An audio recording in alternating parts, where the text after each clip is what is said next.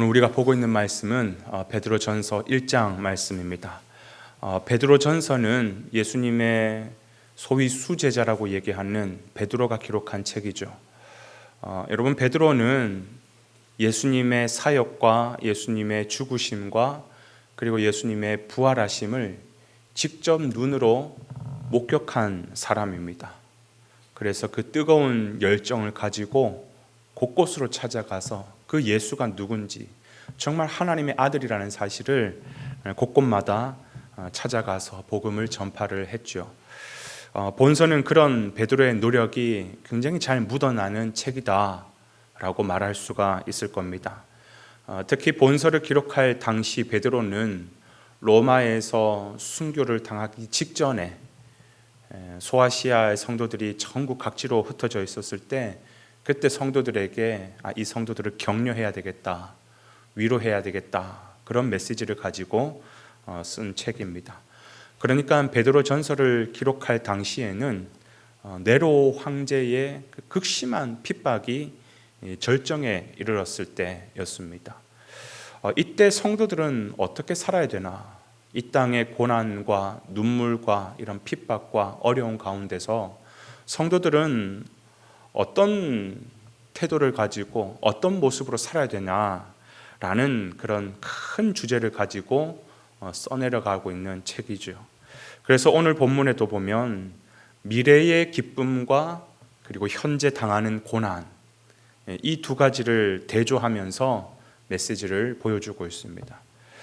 지금 저들은 굉장히 극심한 고난 가운데 있습니다. 삶이 너무 힘듭니다. 그런 가운데 그들은 무슨 힘으로 버티고 무슨 힘으로 살아냈느냐? 여러분, 이때 가장 중요한 단어가 있다면 그것은 바로 소망이라는 것이겠죠. 인간은 본능적으로 고난과 핍박과 극심한 어려운 가운데 들어가면 소망을 찾으려고 합니다. 어떻게든 살기 위하여서. 그런 마음으로 저도 이 말씀을 찬찬히 묵상을 하는 가운데 갑자기 제 군생활 시절이 떠오르더라고요. 여러분, 군대 다녀오신 분들 기억나시죠? 그 길고 힘들고 정말 암울한 그 이등병의 생활을 어떻게 다 견디고 어떻게 이겨내셨습니까? 보니까 다른 거 없더라고요. 휴가 나갈 날짜, 그거 손꼽아 기다리면서 참고, 또는 진급할 날짜, 나도 언젠가는 병장이 된다, 그런 날짜만 손꼽아 기다렸던 것 같아요. 그런데 또 돌아보면 그런 날짜가 진짜 소망이 되었나? 그러지는 않은 것 같아요. 왜냐하면 군인들이 자주 경험하는 게 뭐냐면, 특히 이렇게 쫄병들이 너 이때 휴가 나가, 이렇게 내무반장이 그런 휴가를 딱 정해줍니다. 그래서 그 날짜가 내 휴가 나갈 날짜라고 딱 생각하고 아무리 힘들어도 참고 견디면서 생활을 하는데, 꼭 희한하게 이등병들은 힘이 없다 보니까 갑자기 병장한테 무슨 일이 생겼어요. 자기 여자친구하고 헤어졌다느니, 이러면 야, 너 다음에 나가, 내가 그때 쓸게. 그러면서 또 그 날짜를 빼앗기는 거예요. 아니면 훈련이 갑자기 잡혔다든지, 또는 비상 상황이 발생했다든지, 이러면 그날만 기다리고 있었는데 그날 못 나가고 또 미뤄지게 되는 거예요. 굉장히 그러면 절망이 되죠. 사람이요, 잔뜩 기대했다가 야, 이때 갈 수 있어, 그러다가 갑자기 며칠 뒤에 못 가. 이때 훈련이 잡혔어. 아니, 내가 먼저 나갈래. 이러면 사람이 절망하게 되죠. 이렇게 변동이 있는 그런 것들은 늘 불안하죠. 진정한 소망이 될 수가 없는 겁니다. 그런데 여러분, 이런 군인에게도 어떤 일이 있어도 절대로 변하지 않는 그런 소망이 있습니다. 그건 뭐냐? 휴가 아닙니다. 바로 저녁의 날짜입니다. 군대 표현 중에 그런 표현이 있어요. 그래도 국방부식에는 돌아간다. 아무리 내가 힘들고 눈물 흘리고 또는 반대로 기쁘고 즐거워도 시간은 계속 가는 겁니다. 가다 보면 언젠가는 전역할 날이 온다라는 것이. 그렇습니다. 군인에게 있어서 진짜 변하지 않는 소망, 산 소망이라고 한다면 그건 바로 저녁 날짜예요. 저녁 날짜. 저는 그 생각을 하면서 우리 인생이 참 그와 같다라는 생각을 해보게 됐어요. 우리의 삶도 마치 부모를 떠나 군대 와 있는 것처럼, 그죠? 세상은 우리를 가만히 내버려 두지를 않습니다. 늘 힘들게 만들고 온몸이 고생입니다. 이 땅을 살아가는 것이 그야말로 고생입니다. 그러나 이게 전부라고 생각하는 사람들은요, 결국 이 세상에서 적응하지 못하고 문제를 일으키거나 아니면 한 번씩 끔찍한 사고를 저지르기도 하죠.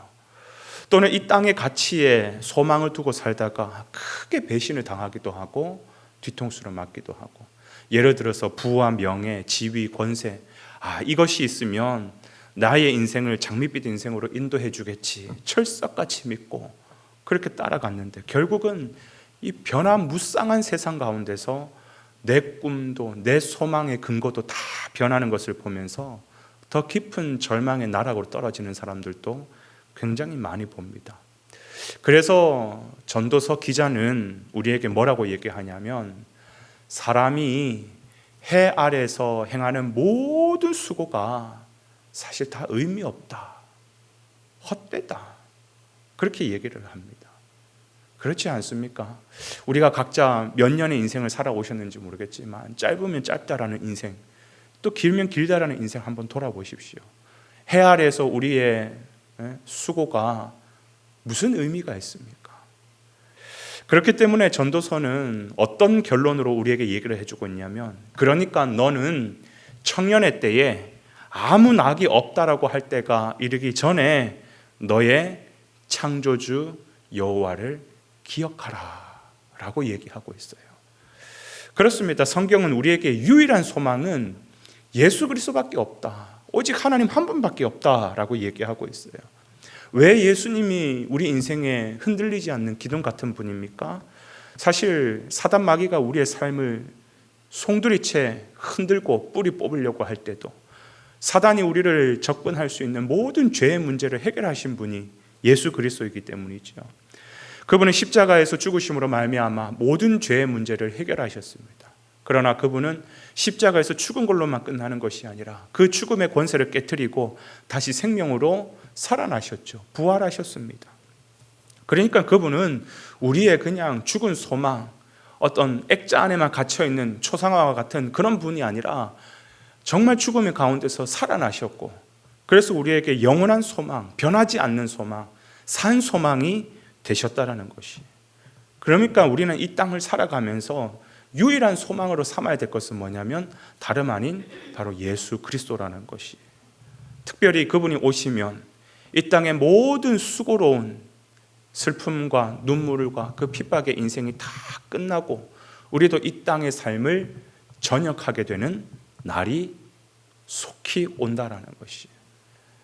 그래서 이 세상의 모든 일정을 다 전역하고 하나님 나라에 가게 되면 그때는 정말로 눈물 없는 나라, 고통 없는 나라, 영원한 기쁨과 아버지 앞에서 영광스러운 삶만이 우리 가운데 기다리고 있다라는 것이.